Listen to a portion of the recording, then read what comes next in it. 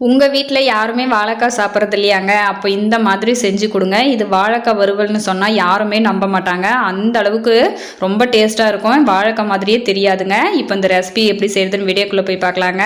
Stove on பண்ணிட்டு ஒரு கடாயை சூடுபடுத்திட்டு எண்ணெய் வந்து ஊற்றிக்கலாங்க. எண்ணெய் உங்கள் வீட்டில் எந்த எண்ணெய் இருந்தாலும் சரி அந்த எண்ணெயை வந்து ஊற்றிக்கோங்க. இப்போ வாழைக்காய் வந்து பாருங்கள், தோல் சீவிட்டு கட் பண்ணி வாஷ் பண்ணிவிட்டு தண்ணியெல்லாம் நல்லா ட்ரை ஆகிற வரைக்கும் வச்சுருக்கேங்க. இந்த அளவுக்கு இந்த சைஸ் அளவுக்கு காயை வந்து கட் பண்ணிக்கோங்க. தண்ணியெல்லாம் நல்லா ட்ரை ஆனதுக்கு அப்புறமா இப்போ இந்த காயை வந்து எண்ணெயில் சேர்த்துக்கலாங்க. சேர்த்துட்டு காயை வந்து நம்ம நல்லா பொரிச்சுக்க போகிறோம்.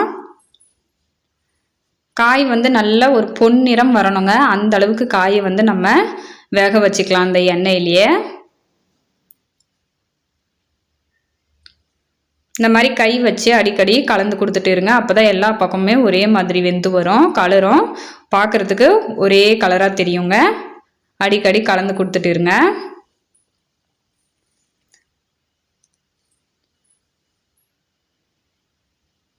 இப்போ பாருங்கள், காய் வந்து நல்லா சூப்பராக ஒரு கலர் வந்துருச்சுங்க. இப்போ இந்த காயை வந்து வெளியில் எடுத்துடலாம். இந்த அளவுக்கு நல்ல காய் வந்து பொரிஞ்சு வரணுங்க. இப்போ இதை வந்து வெளியில் எடுத்துடலாம். இதே மாதிரி மீதி இருக்கிற காயும் நம்ம பொரிச்சு எடுத்துடலாங்க. பொரிச்சு எடுத்ததுக்கு அப்புறமா இப்போ இதை வறுவல் செய்கிறதுக்காக எண்ணெய் ஊற்றிட்டு எண்ணெய் சூடானதுக்கு அப்புறமா கடுகு சேர்த்துக்கலாங்க. கடுகு உளுத்தம்பருப்பு ரெண்டும் சேர்த்துக்கோங்க. இப்போ அது நல்லா பொரிஞ்சு வந்ததுக்கு அப்புறமா இதில் 1 டேபிள் ஸ்பூனு இஞ்சி பூண்டு பேஸ்ட் வந்து சேர்த்துக்கலாங்க.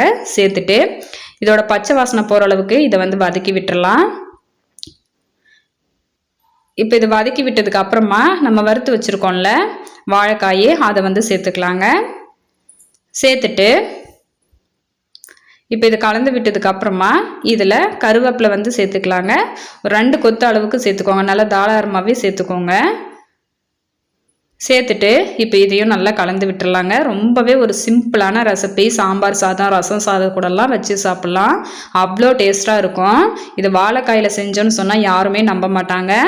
அந்த அளவுக்கு சுவையாக இருக்குங்க. இப்போ இதில் 1/4 டேபிள் ஸ்பூன் அளவுக்கு மஞ்சள்தூள் வந்து சேர்த்துக்கலாம். சேர்த்துட்டு 1/2 டேபிள் ஸ்பூன் ஜீரகத்தூள் வந்து சேர்த்துக்கலாங்க. உங்களுக்கு ஜீரகத்தூள் ஃப்ளேவர் பிடிக்கும்னா நீங்கள் 3/4 டேபிள் ஸ்பூன் அளவு கூட சேர்த்துக்கலாம். ரொம்ப நல்லாயிருக்கும். இது கூடவே 1/2 டேபிள் ஸ்பூனும் மிளகுத்தூள் வந்து சேர்த்துக்கலாம். சேர்த்துட்டு இப்போ தண்ணி வந்து லேசாக தெளித்து விட்டுக்கலாங்க. நம்ம சேர்த்துருக்கிற அந்த மசாலா எல்லாம் இந்த காயில் நல்லா ஒட்டி பிடிக்கிறதுக்காக தண்ணி வந்து தெளித்து விட்டுக்கலாம். தெளித்து விட்டுட்டு இப்போ இதை வந்து கலந்து விட்டுறலாங்க. கலந்து விட்டுட்டு இப்போ இந்த ரெசிபிக்கு தேவையான அளவு உப்பு வந்து சேர்த்துக்கலாம். சேர்த்துட்டு இப்போ மறுபடியும் கொஞ்சமாக தண்ணி வந்து தெளித்து விட்டுக்கலாங்க. தெளித்து விட்டுட்டு இப்போ இதையும் நல்லா கலந்து விட்டுறலாம். கலந்து விட்டுட்டு நம்ம வாழைக்காய் வறுவல் செய்கிறதுனால இதில் கொஞ்சமாக பெருங்காயத்தூள் வந்து சேர்த்துக்கலாங்க. சேர்த்துட்டு இப்போ ஃபைனலாக எதுவுமே நல்லா கலந்து விட்டுறலாங்க.